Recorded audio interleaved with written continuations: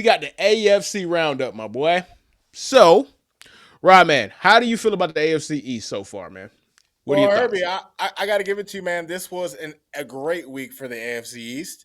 And when I was watching the Dolphins game, I was keeping an eye on the Patriots and Bills game. I'll be honest, I wasn't really watching the Jets game too much because I thought it was going to be a wash. And then, you know what? Let me get to the Jets first. Okay. Yeah, for sure. I wanna first and foremost, on this podcast, we have our fun. We get at guys, we praise guys. It's all about what you've done for me lately. And I do want to give a shout out to Justin Fields Absolutely, because man. we've given this guy a ton of flack, and he showed a lot of heart today. And the Jets got their first win. I don't even have the level of hate that I normally have for my division rivals, dog. So I could actually look at the division from a somewhat objective point of view. Do I want these teams to lose still? Of course I Yeah, do. of course. Absolutely. But reality is reality, and a lot of these teams. And listen, we got some good teams in our division, Herbie. And it starts with the Patriots, man. And the Patriots game was probably the game that I paid the most attention to outside the Dolphins game.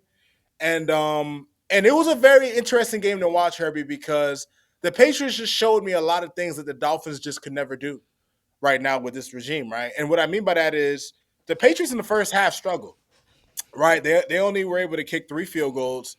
The Browns defense was really giving that offense fits. Miles Garrett is a monster. Dude had like 5 sacks. Man, that He boy. was like Will Campbell, boy. He gonna be seeing that nigga in his Yeah, nightmares, that's a welcome to the NFL game if you've man. ever had one. Like, You my know, goodness. My but goodness. when you watch the Patriots in the second half, Herbie, and you see the one thing that I can see Mike Vrabel really has as a head coach over Mike McDaniel, the second half adjustments, the creativity that they added in the offense in the second half.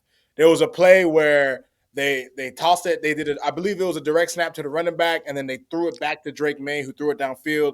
Like the Patriots found ways to get the ball moving. Hmm. Their defense was making plays. And Herbie, I got to tell you, their schedule is easy moving forward.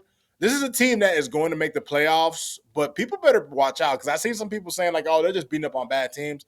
But I actually think if the Patriots play one of the better teams in the AFC, they can give them problems because they kind of have everything you need. You have a stout defense or a defense that is forming that identity, and then you also have a decent running game, and you have a young quarterback who's blossoming. So, man, the Patriots, man, I was impressed. And the Browns defense is no slouch, Herbie. This is a Yeah, good the Browns defense is definitely no slouch, you, right? you, you know what I mean? And then, So, yo, go ahead. oh no, and then I was just gonna touch on the Bills quickly. I mean, what is there to say, Herbie? Like every time, Herbie, every time I checked the Bills game, they were making a play. It was Josh Allen throwing a touchdown pass to Khalil Shakir. It was James Cook breaking for a touchdown. Hey, speaking of James Cook, man, Oh, we said it multiple times. James Cook, we know what you did, bro, and you fouled for that because that's your own brother, man. ridiculous, You space jammed your own brother, dog. ridiculous, You bro. you you took his powers like the Monstars, bro. Your own kin. It's not a coincidence. That as soon as Dalvin Cook fell off, James Cook became an All-Star, bro, an All-Pro running back, dog. But hey, bro, y'all gonna call it a conspiracy, dog. But whatever, dog. All right, I'm from South Florida. I'm Haitian. I know voodoo when I see it, man. That's I straight know voodoo, when I man. know when voodoo is done when I see it, man. Just saying, bro. Just saying. But And no, you I know want to take what? it back. Yeah, I go just ahead. wanted to give. Oh my bad. And I just wanted to give a shout out to the Bills offensive line, Herbie. I think they're probably one of the units that nobody talks about. That's fucking awesome. Like just to like these dudes create holes. And granted, James Cook is an awesome running back, but the protection they give Josh Allen doesn't even have to. Like Josh Allen is actually at a point, Herbie, to where it's not all on him anymore, Yeah, right? he only had 19 passes today. Right, He went 160 yards. 12. He was 12 for 19 today. Like Imagine, bro. He didn't. I mean, Josh Allen was cruising today. He was on cruise control, and they scored 40 points. You know what I 40, mean? of Like easy the, 40, the man, Bills got easy. their mojo back, to say the least. So I want to take it back to the Justin Fields conversation, right? Because like you said, we get our jokes off because that's what we do. We get our jokes off, but at the end of the day, we're always going to come back and give props or credit when credit is due. And today, Justin Fields earned and deserved his credit, right? For two reasons: one, because of what he did on the field, and two, because he is showing that he is just a really solid, good dude, and it's somebody that you should root for, right? Like not only did he have probably the best game of his career, or at least a top 5 game of his career, like you're down double digits in the fourth quarter, you come back like against a very, very potent offensive Bengals team with Joe Flacco. Right. Like they put up 38 points. When a team put up 38 points, that team doesn't usually lose, right? Like, so you really had to dig deep and pull yourself out of the hole that you feel me that the Jets were in. And not only did you do that, you did that coming off the week when your own owner threw you under the bus, ran you over, put that bitch in reverse, and ran you over again.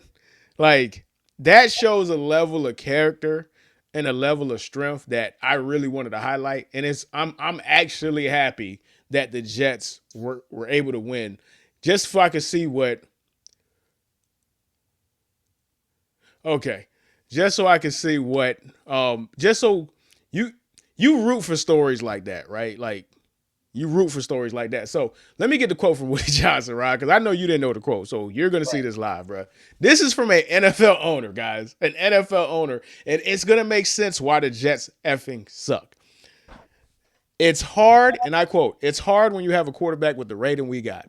I mean, he has the ability, but something is just not jiving. If you look at any head coach with a quarterback like that, you're going to see similar results across the league. You have to play consistently at the position. This is an owner talking about his own quarterback, man, that he signed, bro. Damn, man. For real? Yes. Said that, Yes. bro? Randy Johnson said that about Justin Fields, bro. And this is what Justin Fields said today after today's win. And it just shows, the humility that he has, bro. And I'm really happy that he got to it, bro. He said that's outside noise at the end of the day. I get that he's the owner of the team, but that's outside noise. The biggest things was my teammates believing in me and my coaches believing in me, bro. How can you not root for that dude, bro? Like, sure. Yes, we get our jokes off. He might be ass next week and throw 45 passing yards in the game again. And we gonna give him that work. But today, man, we got to give a round of applause for Justin Fields, man.